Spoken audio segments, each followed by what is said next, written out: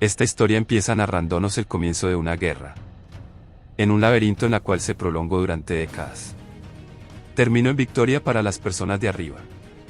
Las decenas de miles de maestros del laberinto liberaron a sus prisioneros de guerra tras su derrota.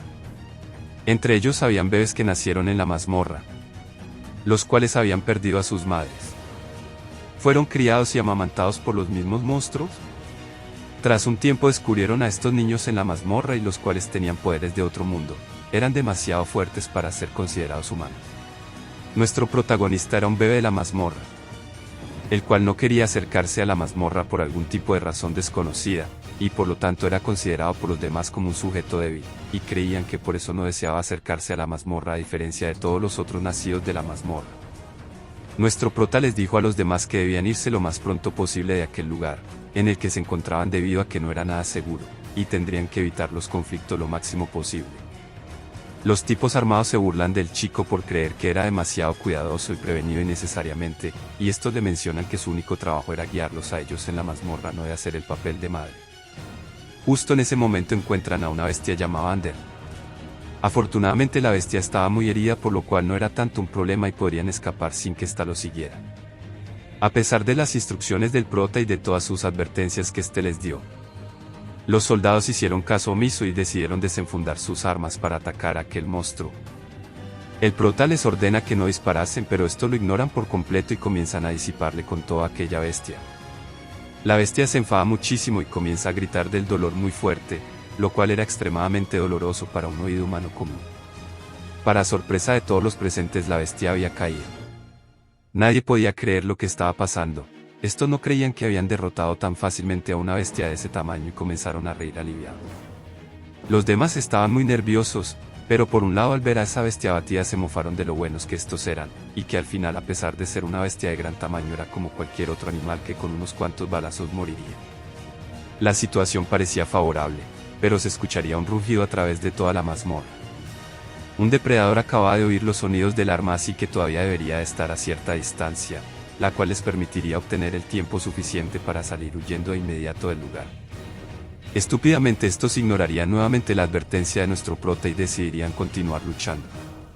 La bestia que acababan de matar valía millones de wans, por lo cual que sería llevarse otras bestias más con ellos de la misma categoría. Podrían dividirse las ganancias. Si conseguían matar dos bestias de esa categoría, podría llevarse cada uno de los presentes 10 millones de wans, una recompensa muy jugosa. Simplemente tendrían que ponerlos en un camino estrecho en el cual obtendrían la ventaja suficiente para acabarlos a todos los que fueran llegando. El prota, muy decepcionado y molesto porque no obedecía ninguna de las recomendaciones que éste les brindaba, les dice que siendo así lo mejor sería que hicieran lo que quisieran, pero que éste se quedaría alejado por no portar ningún arma con la cual defenderse. Los soldados se les recompensaba adicionalmente con las bestias que estos acabasen. Si derrotaban a muchísimas bestias obtendrían sumas de dinero gigantescas. El prota les menciona a los chicos del comienzo que se dieran prisa y se alejasen rápidamente del lugar. Estos necesitaban filmar para recopilar información, por lo cual no podrían alejarse del enfrentamiento. El prota, con la paciencia al borde del colapso, les grita que lo sigan. Tras un rato de seguir al prota, se percatan que no solo se estaban alejando demasiado, sino que la filmación está jodida. El prota les dice que oficialmente se están retirando. Le contestan bruscamente que eso no era en lo absoluto lo que estos habían dicho antes, y que los guardias aún se encontraban en aquel lugar. En ese momento la chica se percata que lo que estaba haciendo el prota era abandonarlos, y que la razón por la que no se acercaba a las mazmorras en lo absoluto, era porque es un completo cobarde. La chica enfadada le dice que ésta volverá, porque ha gastado muchísimo dinero para solo entrar, y si se van con la filmación de aquellos monstruos se volverían ricos. En aquel momento se escuchan fuertes gritos provenientes de donde se encontraban los soldados, y se percatan que las bestias se dirigían hacia donde ellos se encontraban. Sin saber qué estaba pasando, el prota da las siguientes indicaciones. Lo primero era estar calmados, no podrían dejar que noten que el grupo estaba dividido, y que además todos los depredadores cercanos escucharon esos disparos. Así que el monstruo que mataron primero tan solo era una presa. Entonces los dejaste morir sabiendo eso, menciona la chica. Si hubiera tratado de convencerlos, también estaríamos en la misma situación de ellos, completamente muertos. El olor a sangre habría estado en la ropa de los soldados, así que eso habría hecho que los siguieran incluso a ellos, por lo cual también hubieran corrido con la misma suerte que ellos. Si se hubiera podido convencer a aquellos tontos, Las cosas no habrían escalado a aquel nivel y no estarían en esa situación. El chico de la cámara aún estaba filmando. Se encontraba muy aterrorizado, mantenía su mirada en el suelo mientras escuchaba a los demás discutir. De a poco esta toma valentía para seguir filmando, y al momento de subir la cámara se topa que delante suyo se encontraba un monstruo de escala gigantesca. Dientes extremadamente afilados, tanto así que este no es capaz de siquiera reaccionar ante la situación, por lo cual aquel monstruo lo toma y comienza a devorar. La criatura era conocida como mono lobo, y esta no debería de encontrarse así en el primer piso. Incluso el prota no se esperaba encontrarse en esa situación, delante de criaturas que jamás deberían de estar cerca del primer piso y menos dentro del mismo. Lo peor de la situación es que eran un grupo de ellos, los cuales no titubearon al momento de devorarlos a todos y cada uno de ellos. Posiblemente las bestias conocían desde el principio dónde se encontraban ellos, y por su cantidad no desaprovecharon para tenderles una trampa muy elaborada. El prota, a pesar de estar sorprendido, toma valor y se abalanza contra esas bestias. Salta con tanta fuerza que rompe el suelo en el que se encontraba, y toma la espada de la mochila, y con una gran determinación la desenfada, y con una mirada asesina se pone delante de ese monstruo preparando su siguiente movimiento. Toma impulso y escapa de las garras de aquel monstruo.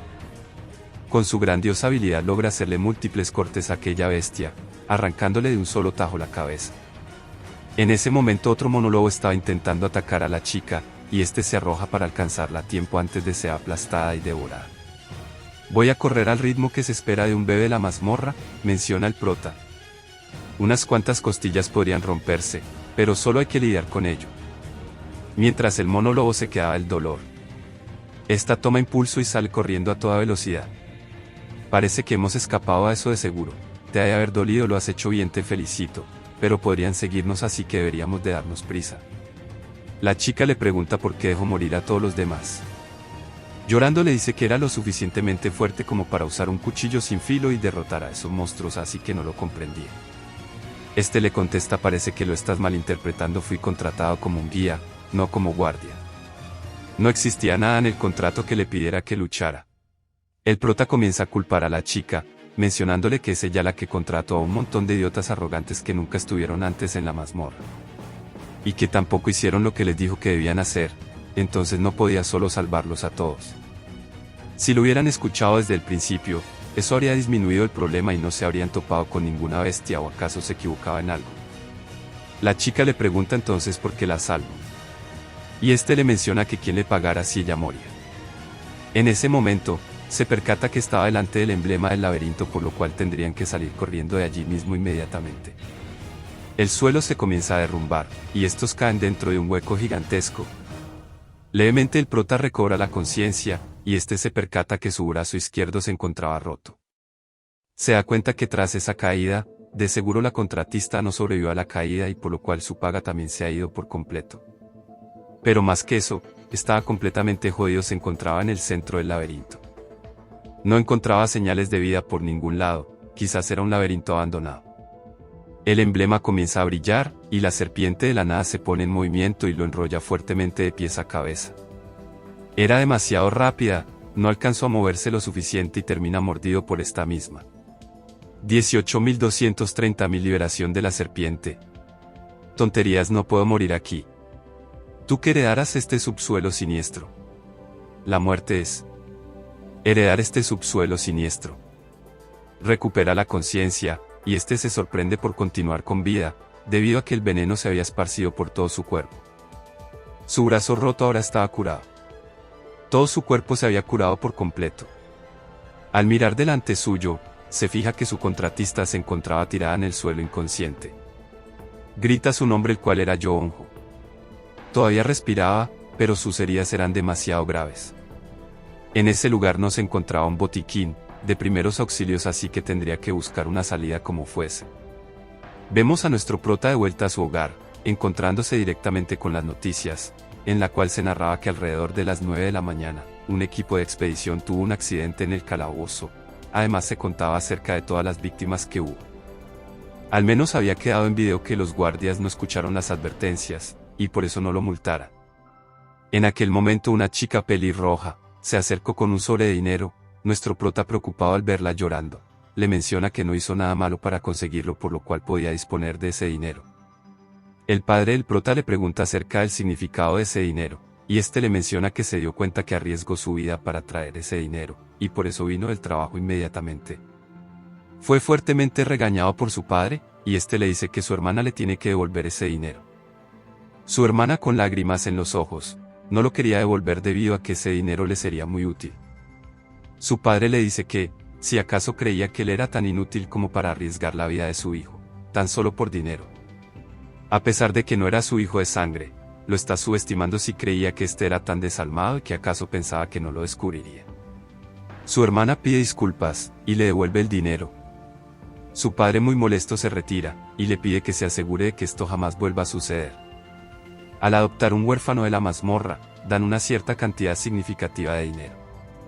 Ha habido varios casos, en los que la gente que adopta niños solo por el dinero en mente, abusan de este y terminan incluso en el asesinato de los padres. Por lo cual el prota tuvo realmente suerte de tener una buena familia. Nuestro protagonista se da cuenta de algo realmente extraño. En su brazo derecho tenía el símbolo de la serpiente que lo atacó. Al presionar en ella se abría una ventana de estados, en la cual se veían ciertas estadísticas y datos relevantes, pero no le dio mucha importancia. Se fija que el laberinto abandonado en el que estuvo, llamado Naga. Seguramente lo escogió como su amo, y ese panel se parece muchísimo a uno de un videojuego. Además podía al parecer conectarse a ese laberinto, mediante portales como si fuera un videojuego. Le presiona encima e inmediatamente el espacio en el que se encontraba se fractura, y de un momento a otro se encontraba dentro del laberinto nuevamente. Delante suyo se encontraba el símbolo de la serpiente. En esta ocasión nuevamente, aquella serpiente vuelve y lo ataca, pero rápidamente alcanza a reaccionar y aunque sea demasiado rápida como para vencerla en un mano a mano, es lo suficientemente predecible como para atraparla. Eso era solo una medida temporal debido a que esa cosa era lo suficientemente fuerte para rasgar esa tela. Necesitaba un arma para luchar. 18.230.000 liberador de serpientes. Él quiere dar al subsuelo y se sentará en el trono de Naaga. Eres demasiado pequeño e inferior para soportar el peso de la corona.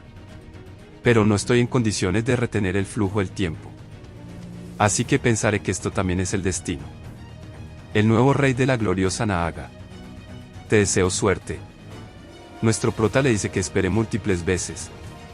Este odiaba los laberintos con todas sus fuerzas, y hace años ni siquiera podía mirarlo, solo entró por la cuota de la boda de su hermana.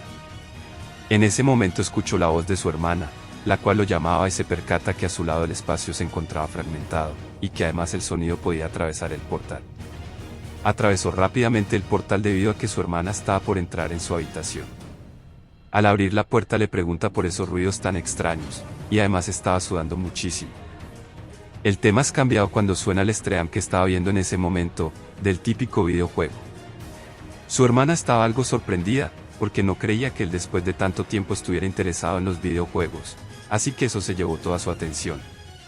Cuando nuestro prota era tan solo un niño, después de salir del laberinto no podía simplemente creer que podría encontrar tanta paz y calma, así que no se sentía cómodo en lo absoluto en el entorno tan calmado en el que se encontraba, y siempre estaba demasiado alerta de cualquier tipo de peligro, y eso lo llevó a que la mayor parte de su infancia estuviera encerrado solo en su habitación. Además, tenía como hipótesis que no solo le sucedía esto a él sino que a los demás niños de la mazmorra, les pasaba algo similar y por eso preferían seguir pasando mucho tiempo en la mazmorra. Su hermana también venía a pedirle disculpas debido a que por su culpa se vio involucrado de nuevo en una mazmorra. Pero le dice que en verdad no había sido nada y no tenía de qué preocuparse.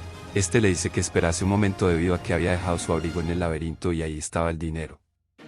Sin embargo, se da cuenta que el abrigo estaba siendo robado por un monstruo. Atónito por su mala suerte, le pide a su hermana que espere un momento afuera, y que dentro de poco le llamará dándole como excusa, que de momento seguirá jugando a videojuegos disfrutando de su nueva y supuesta afición. Cierra la puerta con seguro y se dirige de nuevo al portal. El pequeño monstruo se había ido dejando todo lo demás exceptuando el dinero que había obtenido. Ventana de estados menciona: mientras estabas fuera del laberinto, un diablillo vino y robó tu dinero. Para encontrar al diablillo debía terminar la sincronización y activar la entrada del laberinto. ¿Qué clase de basura era esta? Un diablillo robaría solo unos trozos de papel, y se iría sin más, menciona el prota.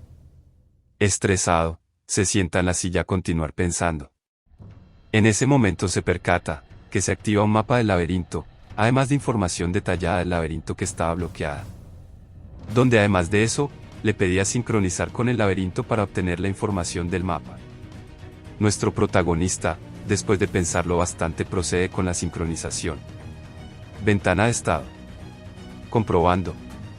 El prota, sin entender nada, se percata que estaba perdiendo el tiempo y que al final sería más rápido buscar al diablillo cavando en el suelo. Al final la comprobación terminó, y se dio como resultado que Kim Jin-woo, nuestro prota, sí estaba calificado para ser el nuevo rey Naaga, y comenzó de inmediato la sincronización. Nuestro prota estaba totalmente confundido. Finalmente se registró oficialmente a Kim Jin-woo como amo del laberinto de Naaga. Reorganizando el laberinto. Según el maestro del laberinto, los datos han sido sincronizados. Una voz resonaba en su cabeza diciendo aquellas palabras. El sitio donde se encontraba había cambiado un poco, era un poco mejor que antes, pero aún guardaba un aspecto algo espeluznante. En la ventana de estado del prota, sus datos eran completamente diferentes, y además se mencionaba que aún no podía activar las instalaciones del laberinto. Sin darle más importancia, se dirigió a la puerta del laberinto para buscar al pequeño diablillo.